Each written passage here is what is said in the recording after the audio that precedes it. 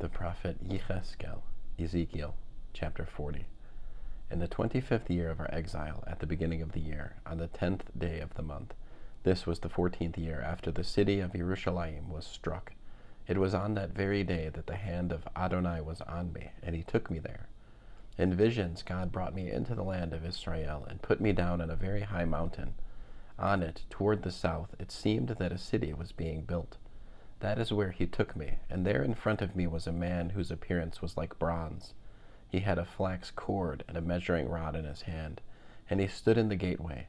The man said to me, "Human being, look with your eyes, hear with your ears, and pay attention to all the things I am showing you, because the reason you were brought here is so that I could show them to you. Tell everything you see to the house of Israel." There was a wall surrounding the house. The man had in his hand a measuring rod 6 cubits long, 10.5 feet, each cubit 21 inches, being a normal cubit 18 inches, plus a hand breadth 3 inches. He measured the wall's width at 10.5 feet and its height 10.5 feet. He went to the east gate, climbed its steps, and measured one of the gate's door posts at 10.5 feet wide and the other one the same. There were guard rooms, each 10.5 feet square. The distance between the guard rooms was 8.75 feet. The threshold of the gate adjoining the gate's entrance facing the house measured 10.5 feet. He measured the gate's entranceway facing the house at 10.5 feet. Then he measured the gate's entranceway itself 14 feet and its supports 3.5 feet. The gate's entranceway was on the side facing the house. There were 3 guard rooms on each side of the east gate, all the same size, and on each side the supports between the guard rooms were also all the same size. He measured the width of the opening to the gateway at 17.5 feet and the width of the passage through the gateway at 22.75 feet. There was a partition in front of the guard rooms on one side, 21 inches wide, and a partition on the other side, 21 inches wide, with the guard rooms themselves being 10.5 feet square. He measured inside the gate from the back wall of one guard room to the back wall of the other, a distance of 43.75 feet, the openings to the guard rooms being opposite each other.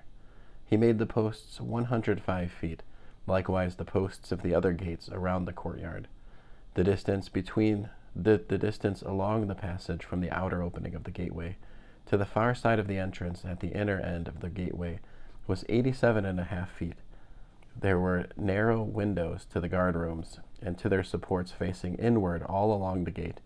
Also the vestibules had windows all around facing inward. On each side support were carvings of palm trees. Then he brought me into the outer courtyard. There I saw rooms and paved mosaic flooring made for the courtyard all around its perimeter, and 30 rooms facing the flooring. The flooring was alongside the gates and corresponded to the length of the gates from outside to inside this lower flooring. He measured at 175 feet the distance from inside the lower gate that faced east to the outside of the inner courtyard, and he did the same for the gate that faced north. Next he measured the length and width of the outer courtyard gate that faced north. It had 3 guard rooms on each side, and its supports and vestibule were the same size as those at the first gate. Its length was 87.5 feet, and its width 43.75 feet. Its windows, vestibule, and palm trees were the same size as those at the east gate. 7 steps led up to it from the outside, while its vestibule was toward the inside. There were gates to the inner courtyard across from the gates to the north and east. He measured 175 feet from each corner gate to its corresponding inner gate. He led me toward the south, and there I saw a gate that faced south. He measured its supports and vestibule, and they were the same size as the others. There were windows in it and all around its vestibule like the other windows. The length was 87.5 feet, and width 43.75 feet. 7 steps led up to it from the outside, while its vestibule was toward the inside. It had palm trees, one on each side, on its supports. The inner courtyard had a gate on the south. He measured from gate to gate toward the south, 175 feet. He brought me to the inner courtyard through its south gate. He measured the south gate as being the same size. Its guard rooms, supports, and vestibule were the same size. It had windows and a vestibule surrounding it. It was 87.5 feet long and 43.75 feet wide. There was a vestibule around it, 43 3/4 feet long and 8 3/4 feet wide. This vestibule faced the outer courtyard. Palm trees were on its supports, and it had 8 steps leading up to it. He brought me into the inner courtyard, went toward the east, and measured that gate as being the same size. Its guard rooms, supports, and vestibule were the same size. It had windows and a vestibule surrounding it.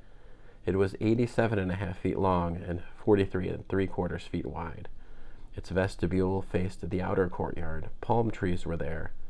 Palm trees were on its supports, both on the one side and on the other. It had 8 steps leading up to it. He brought me over to the north gate and measured it as being the same size. It had guard rooms, supports, and a vestibule with windows all around. The length was 87.5 feet and width 43 3/4 feet. Its supports faced the outer courtyard. Palm trees were on its supports, both on the one side and on the other, and it had 8 steps leading up to it. There was a room with its entry by the supports at the gates where the burnt offerings were washed. In the entranceway to the gate were 2 tables on the one side and 2 on the other, on which to slaughter the burnt offerings, sin offerings, and guilt offerings. On the outside, as one goes up to the entry of the north gate, were 2 tables. On the other side of the entranceway to the gate were 2 tables. Verse 41. So there were 4 tables on the one side and 4 on the other side by the gate, 8 tables on which to slaughter sacrifices. There were 4 tables of cut stone for the burnt offering, 31.5 inches square and 21 inches high, on which to lay the instruments for slaughtering the burnt offerings and other sacrifices. Hooks a handbreadth long were fastened all around the inside of the room. The flesh of the offerings was to be placed on the tables. Outside the inner gate in the inner courtyard were rooms for the singers, one facing south alongside the north gate, one facing north alongside the east gate. He said to me, "This room facing south is for the Kohanim in charge of the house, while the room facing north is for the Kohanim in charge of the altar. These are the descendants of Tzadok, who are the descendants of Levi, designated to approach Adonai and serve him." Then he measured the courtyard at 175 feet long and 175 feet wide. It was square. The altar was in front of the house. He brought me to the vestibule of the house and measured at 8 3/4 feet the thickness of the walls on either side of its entrance.